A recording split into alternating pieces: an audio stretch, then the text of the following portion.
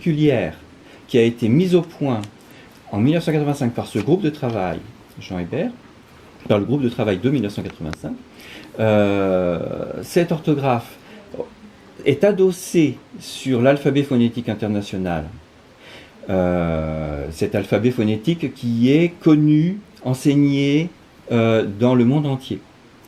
Donc l'orthographe de 1985 pour le cauchois est adossée à l'alphabet phonétique international. Mais ce n'est pas une orthographe phonétique, c'est une orthographe phonologique. Elle comporte des digrammes, elle comporte, là où c'est possible, les signes de l'alphabet phonétique international qu'on trouve sur le clavier habituel, les claviers français, mais elle comporte aussi des digrammes pour les sons qui, en alphabet phonétique international, sont des dessins qu'on ne va pas retrouver sur le clavier. Par exemple, le son ch, la chuintante ch, en alphabet phonétique international, c'est un grand S étiré, ça fait un grand S étiré comme ça. On ne le trouve pas sur le clavier français. Donc, en 1985, les auteurs de cette lexicographie ont choisi d'écrire le son ch, ch, bien sûr, ils ont pris ce qui paraît le plus naturel pour quelqu'un qui écrit le français ou qui écrit même le normand. Et bien ça fait un digramme.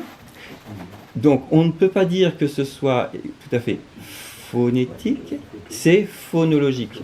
Pareil pour le son, pour le phonème que, selon qu'il est suivi par une consonne arrière, par exemple ou qu'il est suivi par une consonne d'avant, par exemple i, il ne sera pas réalisé de la même manière, ça fera cou et ça fera qui, avec un que et avec un que. Ce n'est pas le même son, mais c'est le même phonème.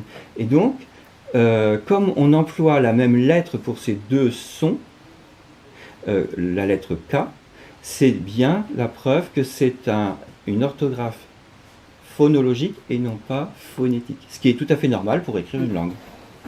Parce que la phonétique ne sert pas à écrire les langues, la phonétique, elle sert à décrire scientifiquement, à décrire exactement la chose.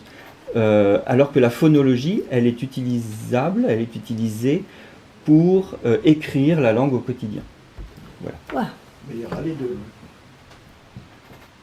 Alors, oui, tout à fait, dans la description grammaticale, dans la description de la grammaire du cauchois, il y aura la phonétique, il y aura la phonologie et il y aura l'orthographe. Il y aura toutes les explications. Comme il y a aujourd'hui, d'ailleurs, dans les travaux de 1985, tout est expliqué. Vous attaquez un gros boulot. Tu soupçonnes pas comment tu mets ta langue.